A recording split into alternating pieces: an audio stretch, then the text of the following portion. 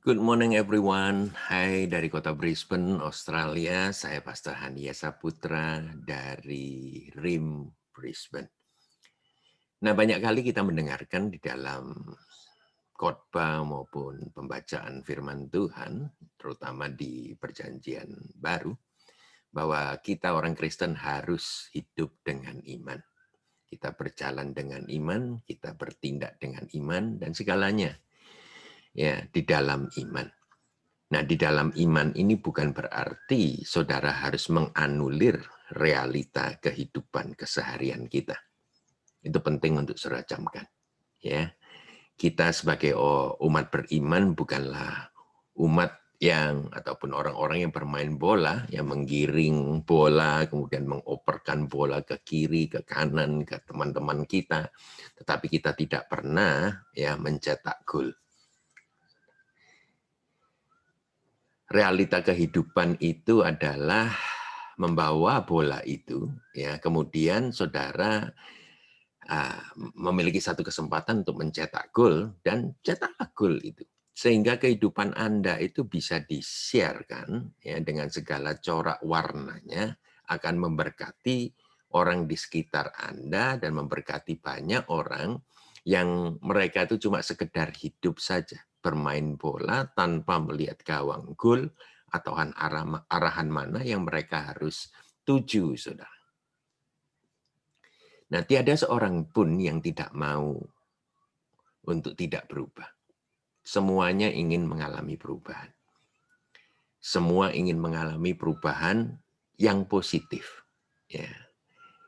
Tetapi pengalaman dan pengamatan membuat kita ataupun membuat mereka takut mengalami perubahan. Oleh karena itu, hobi yang paling nomor satu di atas muka bumi ini adalah stuck in the same place. Kita ini bisa berpuluh-puluh tahun di tempat yang sama.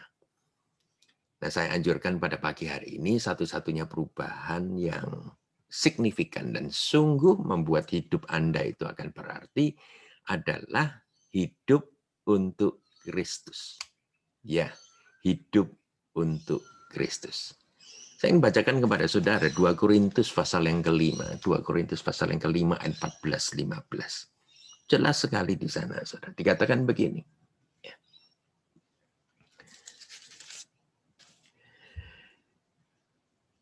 Sebab kasih Kristus telah menguasai kami.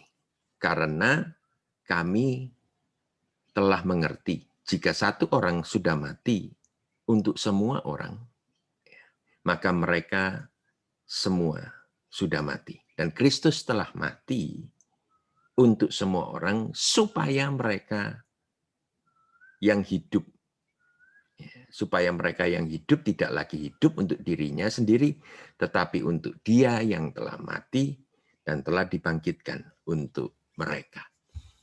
Nah, 2 Korintus pasal yang kelima ayat yang tadi saya baru bacakan itu menjelaskan bagaimana realita iman percaya kita. Jikalau Anda percaya, maka ada kuasa yang membangkitkan apa yang telah mati dalam kehidupan Anda, dalam keinginan Anda, dalam mimpi Anda, dan juga membangkitkan masa depan Anda. Nah, Kristus telah mati bagi kita semua. Masihkah ada kesempatan bagi orang-orang yang sekarang bertindak kejam dan bengis itu? Tentunya Kristus sudah mati juga untuk mereka. Mati bagi kuasa dosa, dan hanya orang mati yang tidak melakukan dosa lagi. Jadi kita bukan tobat, kumat lagi, melainkan sekali kita bertobat, kita berhenti berbuat dosa. Karena ada Roh Kudus, kuasa itu untuk tidak berbuat dosa bersama dengan kita. Nah, kita menerima Kristus. Pada waktu kita menerima Kristus, hidup kita ini bukan lagi untuk dosa. Sebab pada waktu kita terima Kristus, hidup kita sudah dibeli dan harganya lunas. Oleh karena itu kita berganti tuan di dalam hidup ini. Roma 13:14 mengatakan begini, Tetapi kenakanlah Tuhan Yesus Kristus sebagai pelengkapan senjata terang dan janganlah merawat tubuhmu untuk memuaskan keinginanmu. Hidup baru sudah diberikan kepada setiap orang yang benar-benar percaya kepada Kristus. Ya. The authority and power and the status. Itu kenyataan kita.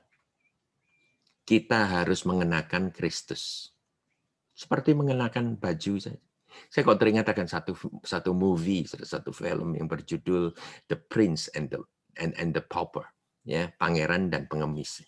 Dua anak kembar dipisahkan. Ya. Dua anak yang serupa seperti kembar begitu. Satunya lahir di istana, satunya lahir di keluarga yang sangat miskin sekali. Nah, suatu saat mereka bertemu. Status mereka berbeda, satunya pangeran, ya pewaris kerajaan, satunya pengemis. Nah, suatu saat mereka bertemu dan bertukar posisi.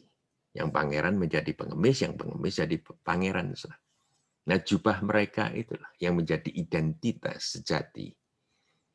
Dan masing-masing mempunyai tujuan kehidupan mereka. Nah, kita tukar jubah. Nah, saudara, tukar jubah itu juga berarti tukar nasib, saudara. Balik kepada movie ini, saudara. Ya, di sanalah mulainya keduanya melihat dan mengalami kenyataan hidup.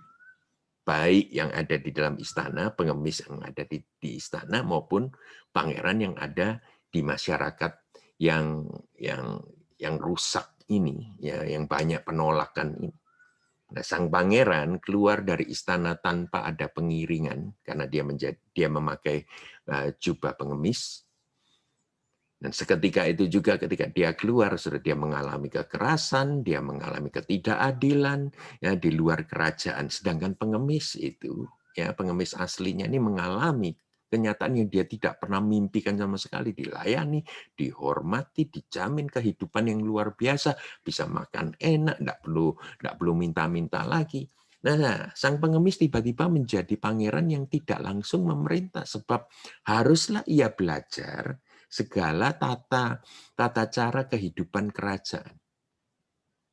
Why? Karena anak ini, ya pengemis aslinya ini, memiliki mentalitas pengemis. Maka dia hanya bersembunyi di kamar karena takut ketahuan bahwa dia ini palsu. Sedangkan sang pangeran mengalami, ya keluar istana mengalami dunia yang realita itu, yang jahat itu, dilecehkan, disakiti, disalahgunakan. Tidak ada seorang pun yang percaya bahwa dia ini adalah pangeran yang asli. Nah, sang pengemis tidak bisa berfungsi sebagai pangeran. Kerajaan masih menunggu keputusan dari sang pangeran sampai pangeran akil balik. Dan sementara itu dunia makin merajalela dengan kejahatan dan kekacauannya.